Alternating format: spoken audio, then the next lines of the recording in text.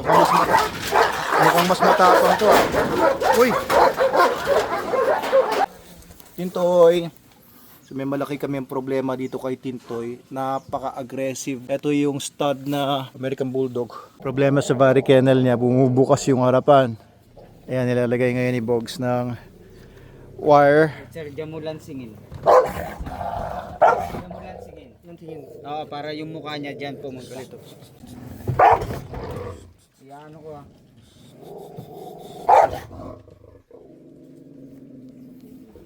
Sobrang galit na galit.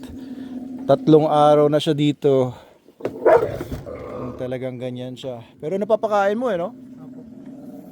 Naabot mo lang sa loob or nabubuksan mo na rin? Unti-unti.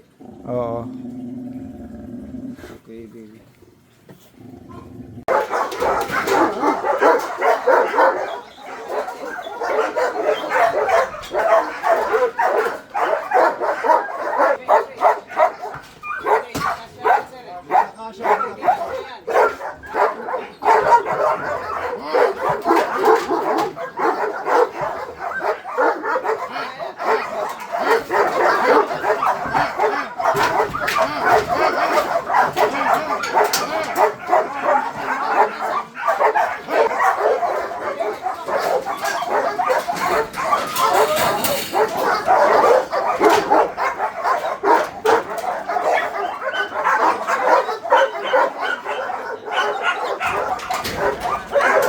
Patay talaga, mapatay itong aso to.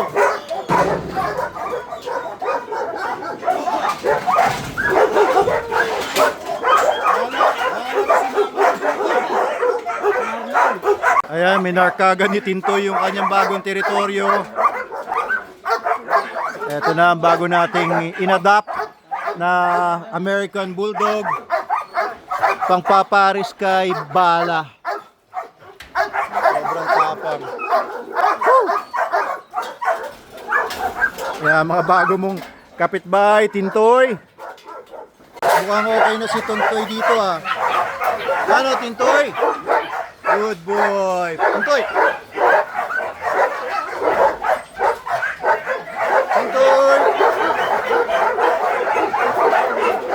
At ito naman si Bala, yung ipaparis natin sa kanya. Kasama na yata ni Sir Nico. Ito kay Tintoy.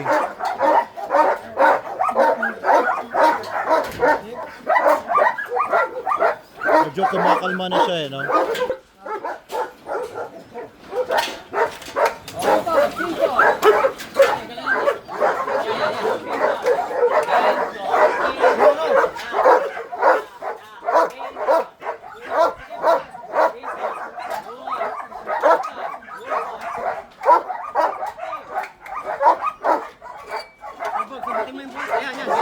Assist ka sa pinto. Assist ka sa pinto, Marlon. Alalay ka sa pinto, ha. Si Marlon pabukasin mo. Si Marlon pabukasin mo ng pinto. Yan.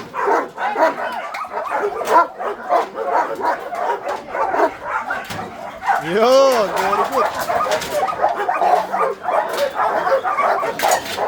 Wala ka pala kay Bala eh. Tamimik ka pala kay Bala, ano? Okay na yan, okay na yan. Iba yung tsura nito. So, puro folds yung mukha niya. Si Bala medyo malinis ang mukha niya. Warning lang, warning. Mag-warning lang siya kay Tintoy. So ito na yung bibreed natin mga American Bulldog. Parehong masyado matapang. Tingnan lang natin. Mukhang mas matapang to. Uy!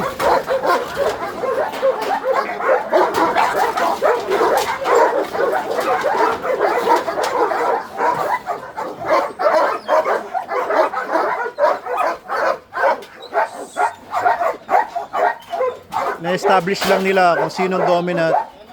And mukhang na-establish yung Manibala na wag siya. Okay, so na-establish yung Manibala na hindi siya basta-basta.